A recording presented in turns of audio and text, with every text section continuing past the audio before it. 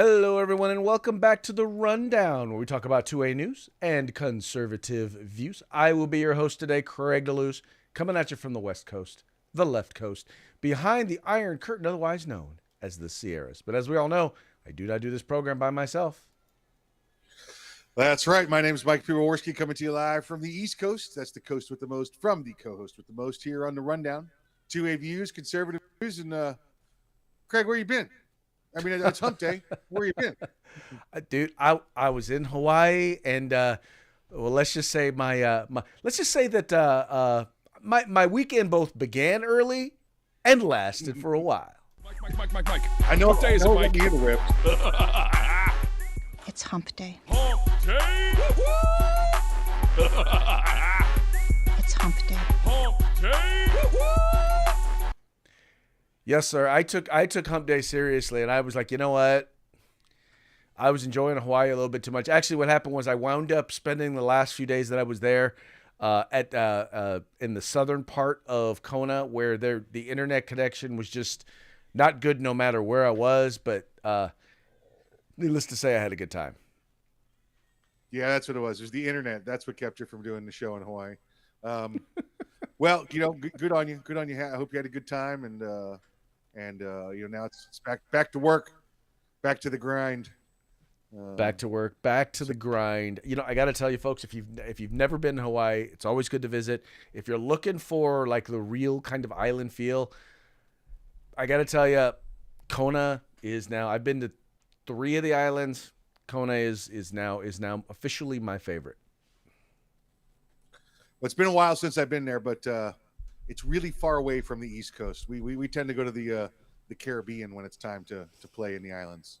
Oh yeah, well you guys got some nice islands there, like you said, and like right there in the Caribbean. And to be quite honest, Florida in certain places is also very nice and tropical and quite enjoyable as well. And politically popular. And definitely more politically popular than Hawaii. Hawaii's a great place to visit. Wouldn't want to live there, not with the politics. Our governor removed another state attorney today, so it was wonderful. I heard about that. Unfortunately, it didn't make our list of stories. What was the reason/rationale behind the move? She's weak on crime. She refuses to charge people. She's a Soros candidate, by the way. There was 2 shootings involving police over the last couple of months, and the shooters would not have been out there if she had charged them properly the first time they were arrested. So, well, there you go. Don't do your job, lose your job. That's kind of the way it should be. That's it. There you go. Just like that. All right, let's go ahead and get into today's stories. But before we do, let's give a quick shout out to our sponsors. That's right. Let's say hi to our friends at Hitman Industries. That's hitmanindustries.net. Hitmanindustries.net.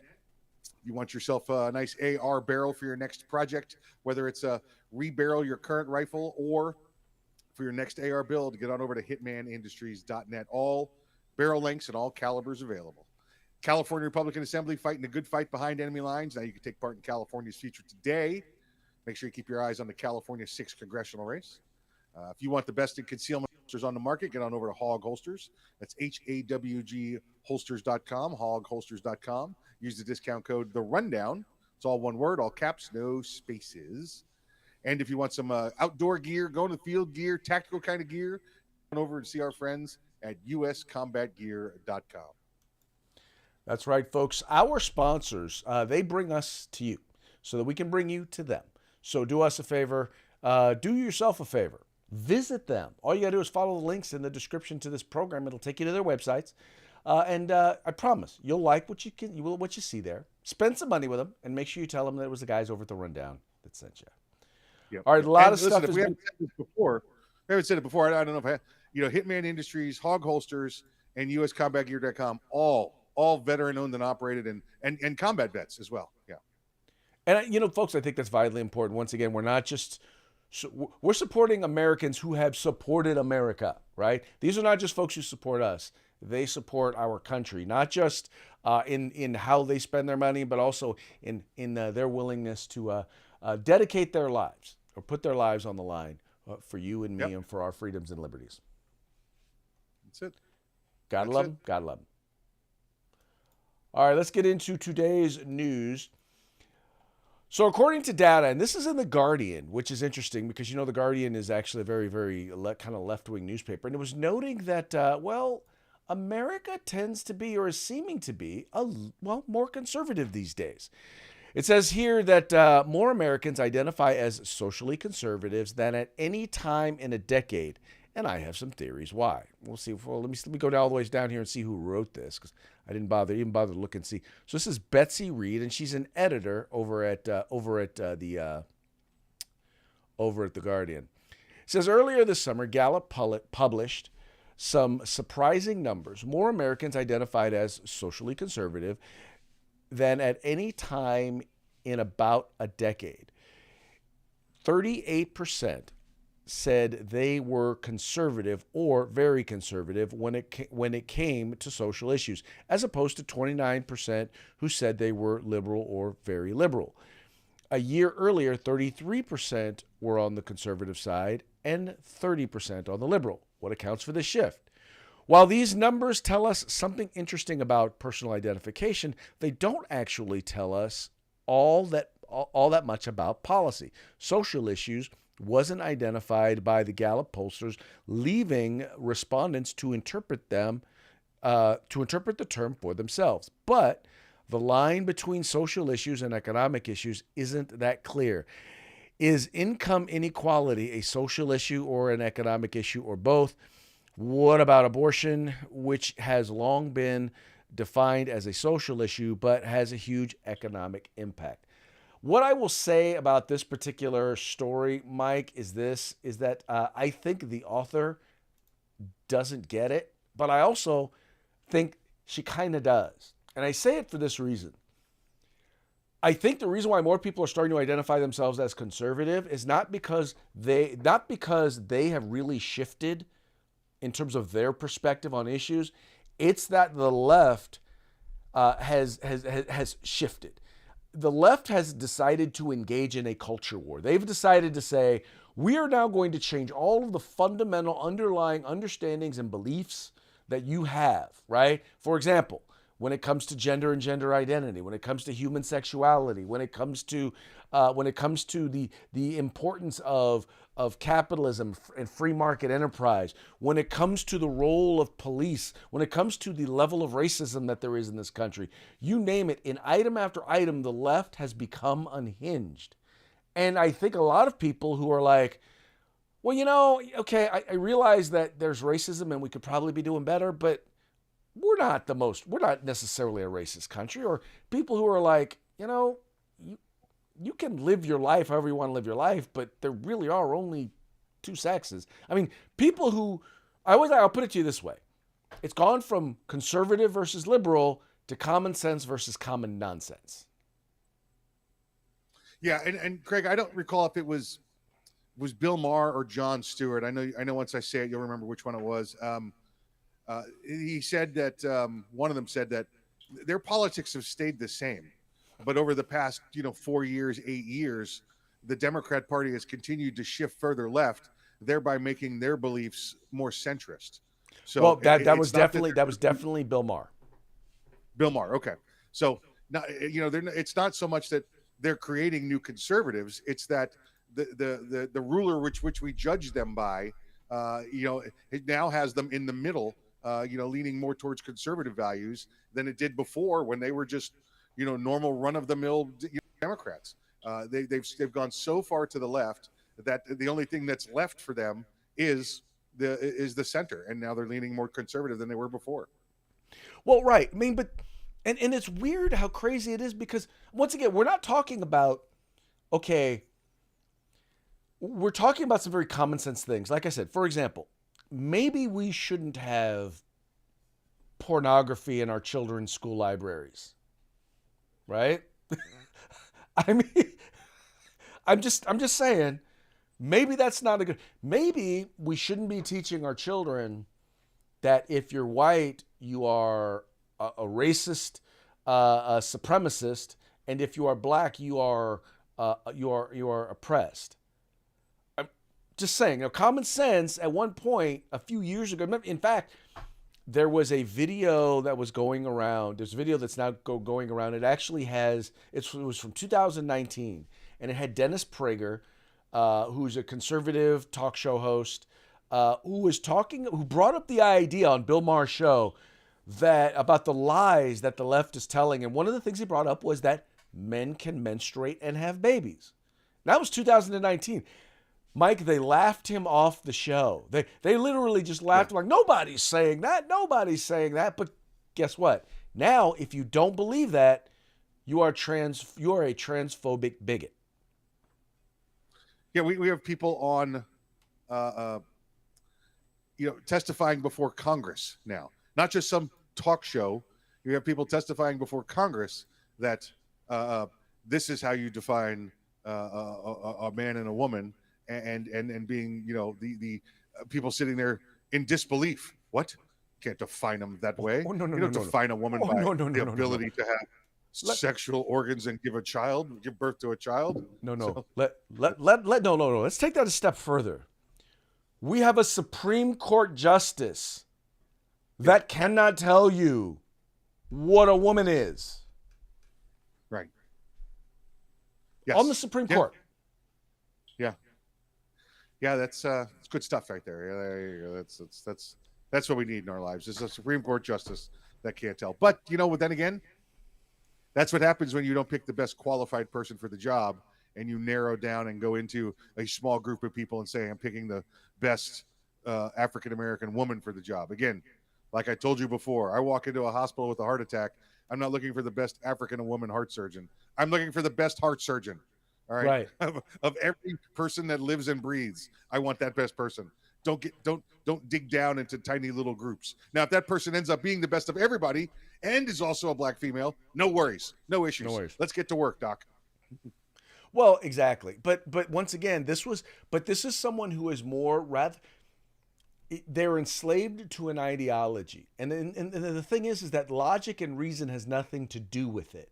It has everything to do with believing in that ideology. And that's the reason why so many people, when they look at, for lack of a better term, wokeism, when they look at the series of political or cultural ideologies, transgenderism, diversity, equity, and inclusion, critical race theory, feminist theory, all of that is all based on a postmodernist Marxist theory. And none of it is based on fact. None of it is based on logic. It's all based on this belief, this faith, that once we tear down every institution, out of the ashes will rise like a phoenix that which is just and righteous for us all. Although it's never happened. Just because you said it, I got an alert while we were sitting here. I'm sorry, I got a little distracted. Rising out of the ashes of the phoenix. It's currently feels like 120 in Central Florida with the heat index. Oh, well, that's how bad the humidity is here. Once it's 97, it's really 120 on your skin. Exactly. It feels like you're in hell, doesn't it?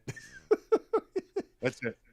It's like your swamp ass has swamp ass. Your swamp ass has swamp ass.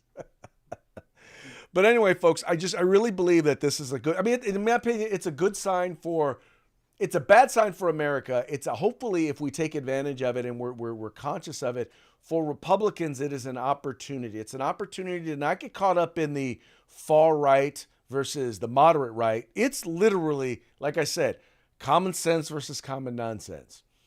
We're the ones that believe that there are two genders. We're the ones who believe that you can make a better decision how to raise your kids than can the government. Stay conservative. We don't have to go far right, weird conservative, regular conservative, and the election's in the bag. Right. If we effectively communicate and don't get caught up in the wokeism. Yeah, unless of course there's extra bags of ballots underneath the table, and we saw that last time. So. Watch out for the extra bags and ballots. Point noted. And speaking of wokeism, there was an article that I had come across, and I wanted you guys to see this because this is how the Maoist I think they call it, I forget what they call it, but it's like this is the sort of stuff that you wind up seeing, and this is how people wind up, how they wind up basically going after people who disagree. The folks on the woke left, they wind up going after people and winds up having real world or real life consequences. So this is about a prince. He was a school principal. All right, he ran a school. His name was Richard Bilkso. Bilkso. Can you pronounce that for me, sir? I think you got it right. That's the first time I've ever heard you say a white guy's name right. Bilksto. Hey, I get your name right all the time. Michael Pitotowski. Yeah, I beat that into you, though. I beat it into you. Yeah. But now this started, and I have to tell you, I have seen this happen, this sort of thing happen firsthand, right?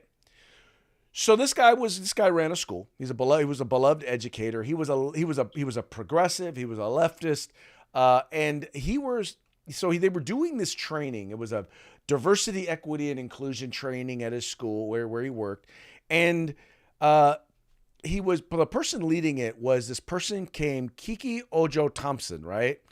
And what they were talking about was basically this person wanted to say, well, Canada is even more racist than the United States. And here was the comment that she had made. The racism is we experience this far worse here than there. So I know that's going to be a hard one for people to wrap their head around, but that's the level of white supremacy. Like, Canada's a bastion of white supremacy and colonialism. Like, they at least had a fighting posture against at least the monarchy. Here, we celebrate the monarchy, the very heart and soul and origins of the colonial structure. Think about that, right? And all that it represents. We hold it dear still. All right, so now what's funny about that is that then he decided to raise a question or a concern about it, because he's like, well, I just don't know that that's the case because, and he states a few claims here, and I'll give you an opportunity to kind of hear what a little bit of his response. And you tell me if you hear any racist stuff here. I just wanted to make a comment about the Canada-U.S. thing, and a little bit of a challenge of it. I did my student teaching in the U.S. and have spent a lot of time in the U.S. And to say here, honestly, that Canada is not a more just society than the United States is, and we talked about facts and figures. I invite everyone here to do some research, and you look at things. Yeah, absolutely. And look at things like education, and look how you think about a system we have in Ontario where every student is funded equally. You go to the United States, they're funded based on their tax base, right? I see you're shaking your head, but I taught in Buffalo. What I'm saying, sir, is that why I'm shaking my head is that it absolutely matters what community you live in Ontario. That's not what I said. What I said was... I'm not arguing what you said. Yeah. What I'm saying is, because I'm talking about the principle of your point. Yeah. It's not about what you said. This is not a court of law. The principle of your point is that you can base it on, well, they have this tax system, and that's true.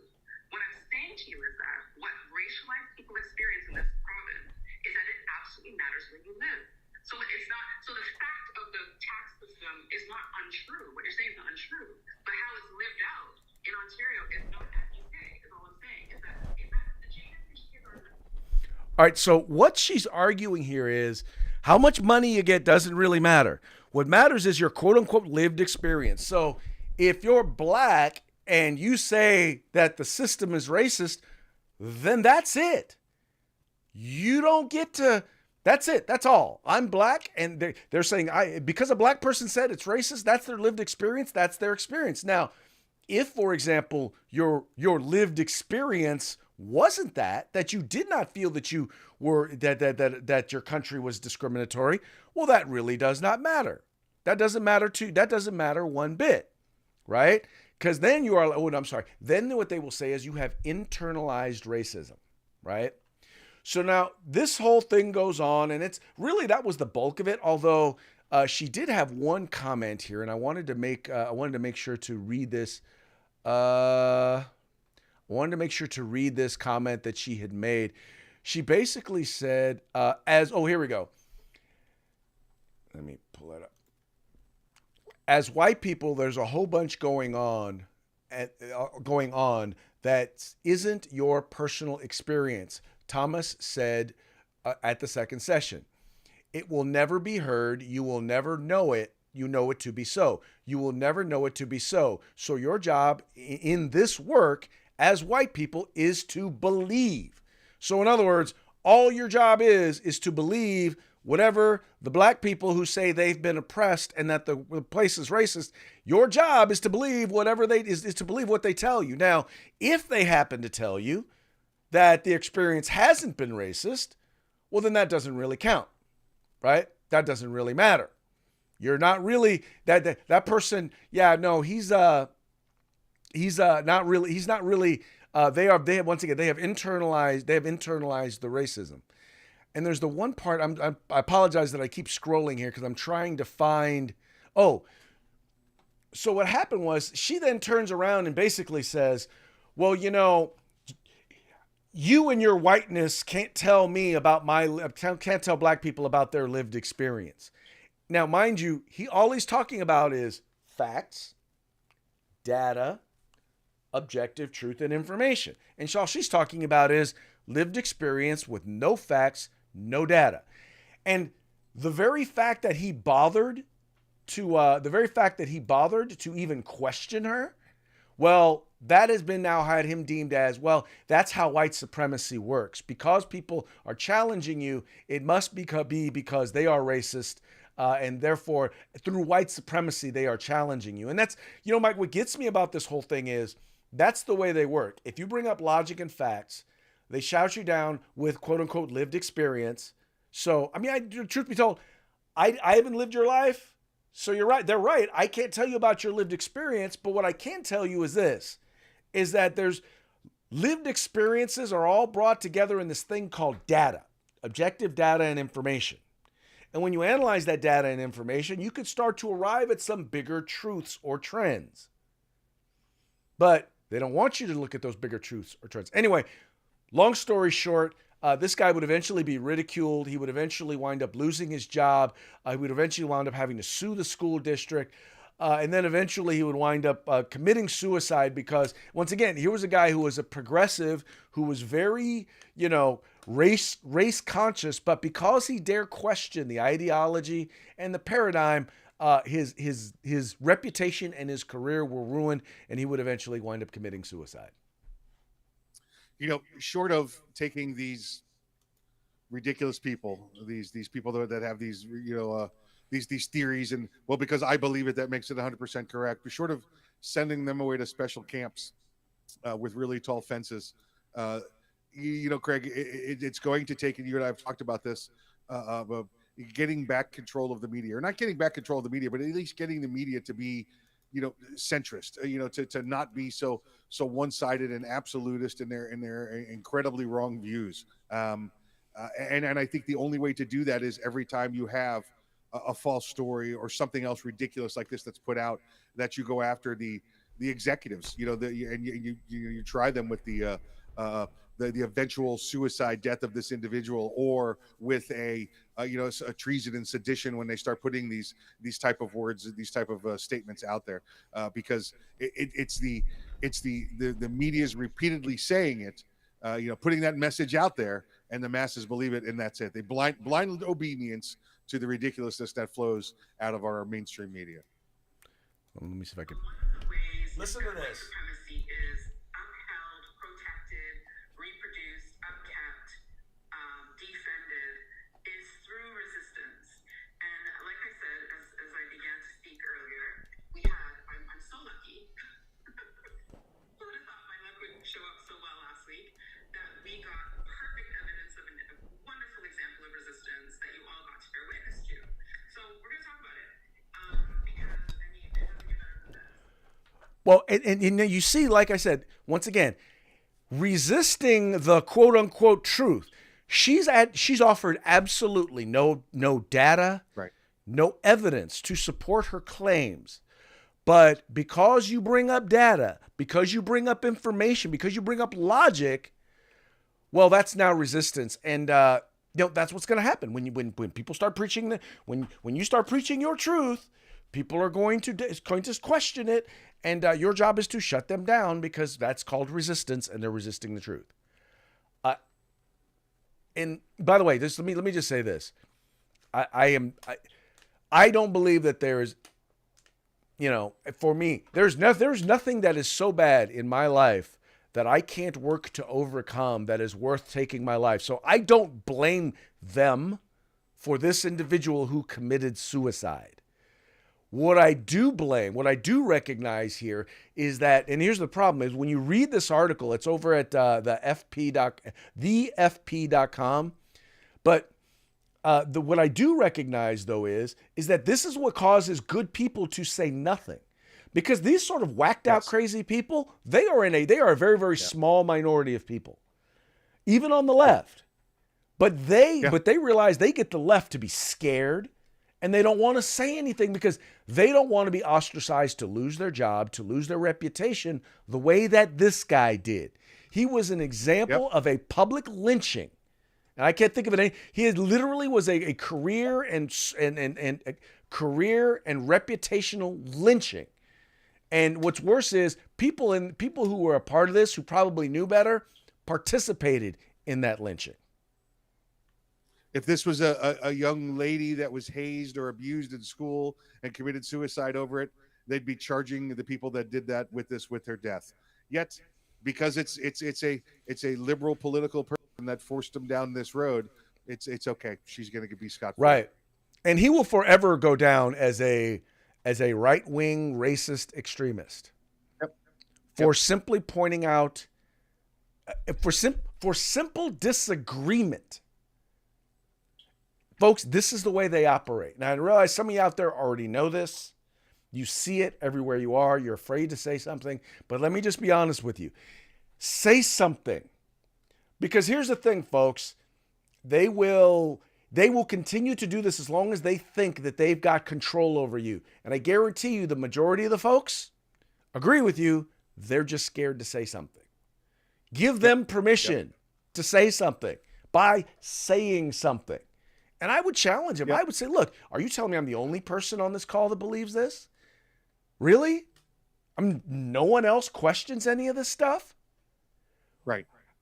Well, like you said, not that they don't question it. They don't feel like being in the limelight with idiots like that, fighting with them. Well, but here's what winds up happening is that if you don't challenge, eventually they are going to come after your sacred cow. They're going to come after whatever's important to you. And when you speak up, all the people that would have been there, that would have had your back, they are all gone because you didn't speak up. All it takes for evil to win is for good people to sit back and say nothing. Funny how that works, huh? That is such a true statement. Gotta love it. Gotta love it. Okay, where are we at? Oh, White House reversing their hunting class policy. This will be a quick one. We talked about this a little bit last week. There is a policy that basically what they're doing is they're going after hunting classes in K-12 schools. Well, it turns out that they've caught a lot of grief from Republicans and Democrats alike. And so the Biden administration paves way to reverse hunting archery crackdown after widespread criticism. It says here, first on Fox, the Biden administration opened the door to reversing its ongoing crackdown on school hunting education and archery classes across the country, saying it would work with Congress to restore funding to such programs. In a statement to Fox News Digital, the Department of Education acknowledged it had defunded the school sportsman activities that traditionally received federal dollars and stated those programs are enrichment opportunities. The agency added that it would work with lawmakers to develop legislative language to resolve the issue. In other words, they don't want to be the ones to do it, but they're going to try and get Congress to put the money back. What I like about this is that it shows that if you put enough pressure on, if you say something, they'll do something. That's it. And it's the same point we made in the last story, right? Don't sit back and say nothing. You must get up and say something if you want people to take notice. Otherwise, they'll just run all over you with their liberal leftisms. Well, and folks, here's the thing. And it's important to be both informed and fact-based in your arguments, because if we resort to what they do, because here's what they do. The first thing they do is they don't come at you with logic or critical thinking. They call you a racist. They marginalize you by name calling. So we can't do the same exact thing to them. We have to be able to identify and help people to be able to identify with us, right? To be able to understand, let people know we think more like them than do these other folks. The one that's like, and I tell them in a second, here's the reason why you're calling me. This is the reason why you're saying I'm a sellout, or you're trying to say that I'm internalized racism, because you have absolutely no logic on your side. History is not on your side. I always tell, when we talk about like that, a lot of the DEI stuff, I'll tell people in a second. As a black man growing up in the United States, I recognize this, that America isn't perfect, but we are still the freest, most educated, and most prosperous peoples of African descent in the world. And I dare anybody to show me data proving any different. So, what do you want to say? That we're the most racist country in the world, accepting all others? That's right. We are the most racist except for all the other ones. Yep. Yeah. I think the response to these people should be, and I don't care if it's in one of these meetings or sitting in Congress, is you're an idiot. Next topic, please. You're an idiot. Next topic. Well, I hear you, and that's the truth. But the problem is, Mike, is that it can't just be name calling. It's almost like in the sharing of your data and your information, you've got to prove that they are idiots. Because people have to, I hate to say this, people are not going to do their homework. I cannot tell you the number of times. I was out at the state fair at the Republican booth, and I was talking with a person who used to be an educator. And when I had to explain to them, well, what about Republicans banning books? And I'm explaining to them the books that are at the top of the list of the books that are being challenged, right? Dude, trying to get this person to actually look at the book. I literally pulled it up and I'm like, look, this is what's in the book. Nope. Didn't want to look. Didn't want to do their homework. They're lazy. I'd say it's a lot of people are lazy. They're not going to look and they're not going to get the information. You got to almost spoon feed it to them. So you're correct. Let's not call them an idiot. Let's just give them the eye roll or the face palm and move on. Because again, the more you acknowledge, I mean, it's like when you got a 3-year-old trying to fight with you. The more you sit there and fight with them, the more you're just going to lose. All right, all right. You know what? We're done. We're moving on. But the problem is that the people who need to understand this stuff. I always say this. A lot of times when I'm debating with someone, it's not because I'm expecting to change their mind. It's that there are people who are watching this debate, who are listening to this debate, who are actually open-minded and interested in actually getting some facts and information. It's not for the person I'm debating with. It's for the person who's actually open to the idea and actually open to getting new information. Got to put a truth next to the lie in order to expose the lie. Yep. All right, and then next we have, this is a fun one. From transgendered to transabled. Well, Craig, what are you talking about? Now people are choosing to identify as handicapped. A troubling societal issue called transableism is attracting attention these days. Transableism is a new term for BIID, or body integrity identity disorder, in which a person actually identifies as handicapped. BIID has been relabeled to transableism to align with today's trans community, according to some. And I know you guys think this is whacked out and crazy, but guess what? It exists. The point of changing the identifier from the psychiatric condition BIID to an advocacy term, transableism, is to harness the stunning cultural power of gender ideology to the cause of allowing doctors to treat BIID patients by amputating healthy limbs, snipping spinal cords, or destroying eyesight, according to Evolution News and Science Today, EN, which reports on and analyzes evolution, neuroscience, bioethics, intelligent design, and other scientific related issues. Now, Mike, if a person can have perfectly good breasts removed or testicles and penis removed, why can't they have their arm removed? Why can't they have their spinal cord snapped in order if they or acid put in their eyes in order to for them to fit the way in which they see themselves so that they can be their true selves? I mean, why not?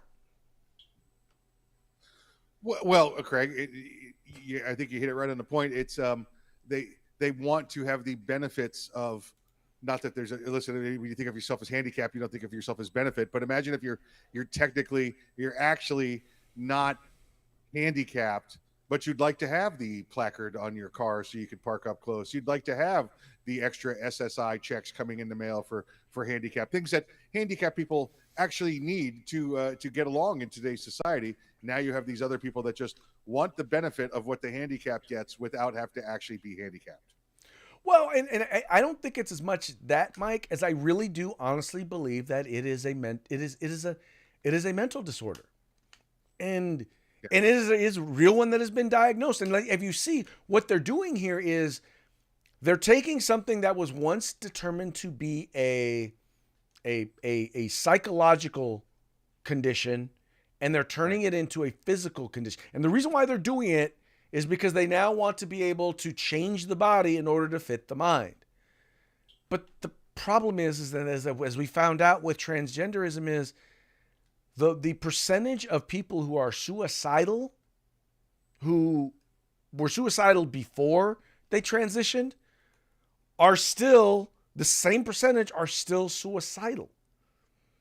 Yeah, 40%. Yeah, about 40% are still suicidal, are still suffering from suicidal ideation. It doesn't change. I mean, here's the other thing. Now, this is what's a trip. So in California, there's actually a bill, or not a bill. They're actually going after and investigating a school district because the school district said, well, you know what? If a student wants their gender changed, right? They're gonna identify as a different gender. And they do this at school, then the school has to notify the parents. And literally, they're under investigation by the Attorney General of the state of California because they might be violating the civil rights of these students. But number one, they're not. When it comes to medical stuff or things, you don't get. Children do not have a right to privacy when it comes to stuff like that. In particular, because of this. If you know that if you're saying that they have to be able to transition because they might commit suicide, shouldn't you be telling parents when their child is potentially suicidal? You would think, right? But again, that's not the goal. You know, the goal is not to resume normalcy.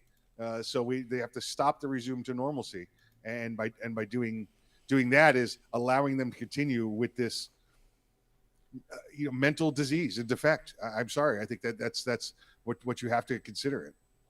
Yeah, and sadly, that is where we are at these days. And like I said, the oddest thing is that these people seem to think, once again, they have a right to make decisions for our children. I'm like this. I'm not letting a child make a life-altering choice or decision. When I say life-altering, I'm talking about, because here's the thing. Once they start identifying as something, they also then want to give them the drugs that could potentially cause them to be sterile. They want to take them to have top surgery, which is basically breast removal, or bottom surgery, which, by the way, in most cases for male to female has proven to be a complete and utter failure. It has literally caused a lot. Anyway, I won't even get into it. But you're talking about mutilating. In this case, you're talking about mutilating children. And that's it. I think if you're an adult, you decide you want to do that to yourself. Okay. But if you're, but you should not be allowed to allow that to happen. Children should not be allowed to make the decision to do that for themselves, or to have adults make that decision for that to happen. That's it. That's it. Anyway, it ain't rocket science. At least I don't think it is.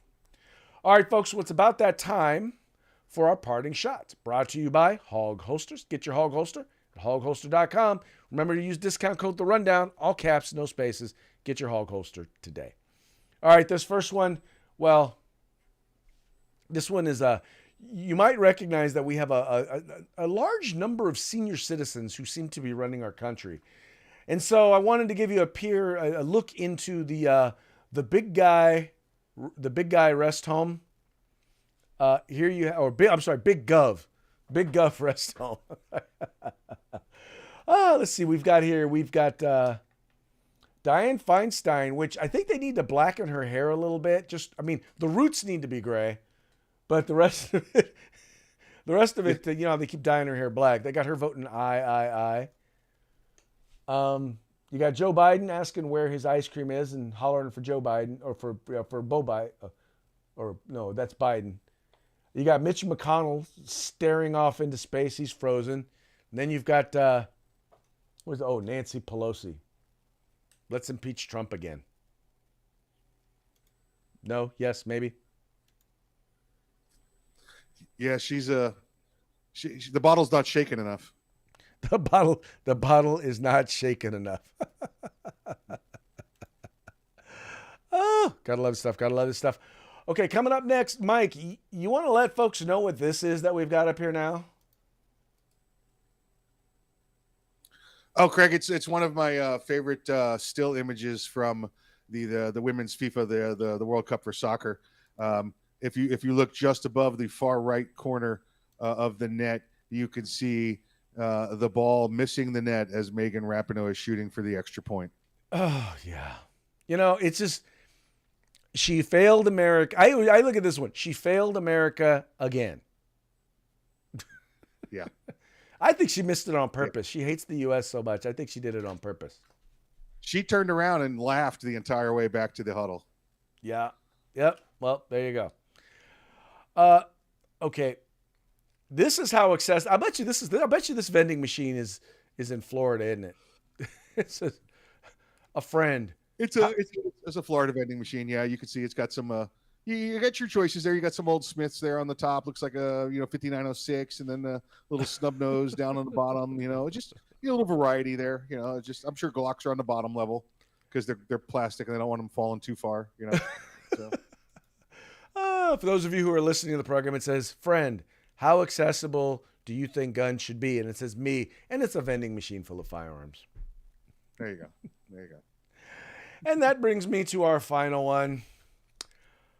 America desperately pleading for one day where no weird stuff happens. Oh, now, I don't recognize, is that the mascot for Florida? No, that's some crazy clown from some horror movie. From It? Yes. Yep. And it says Florida, and he's just laughing. He's just laughing. Oh, I will tell you. So my first, when I went to Florida for the camping, for the camping thing put on by that used to be put on by Florida Carry, I was introduced to Florida Man. Oh yeah, that was a fun one. For those of you who do not know, Florida Man is where you go to Google, you put in your birthday, right? Not the year, just the month and the day, and put a Florida Man. And I guarantee you will get a weird story about something that a Florida man did. That's it. And Craig, what weekend did you come to Florida on and go camping? That would have been. It was like in February. It was like the first weekend. What was the event they had going on there besides the Florida Carry? Besides the Florida Carry event, what was the name of the event going on that weekend? Oh yes, I was there. We were there during Cracker Weekend. Yeah. We had to talk Craig off the ledge. We were like, no, it's not a bad thing. It's not... I was like, I could not believe. I'm like, Cracker Weekend? What? For those of you on the West Coast, if you're a brother on the West Coast, the term cracker is not a positive. euphemism for Caucasians. In Apparently, Florida, they have their own weekend in Florida. well, and again, I'm a transplant. I'm not from Florida, but it's their celebration of their Florida heritage, and it has to do with and they still do it in Florida every year. The big cattle drives. They used to do big cattle drives from North to South Florida, and the cowboys were called crackers because they used to run the cows with the whips. Hilarious. Just hilarious. Well, anyway. All right. Well, that's about it for today. But before we go, got to give a quick shout out to our sponsors. Yep, hitmanindustries.net, hitmanindustries.net. You can get yourself an AR rifle barrel or pistol barrel at any length, at any caliber. Check them out. Hitmanindustries.net. Soon to come, Glock barrels. California Republican Assembly fighting a good fight behind enemy lines. Now you can take part in California's future today. Make sure you watch the California 6th congressional race. Hog Holsters, HAWGholsters.com. Greg just told you how to get a hold of them. Make sure you get your best tactical holster on the market. And if you're looking for some outdoor gear, get on over to uscombatgear.com. All right, folks, once again, please take a moment, visit our sponsors, tell them the guys over at The Rundown sent you. And that is going to be it for today. We will be back tomorrow on Throat Punch Thursday. So y'all have a good day, evening, and we will see you mañana.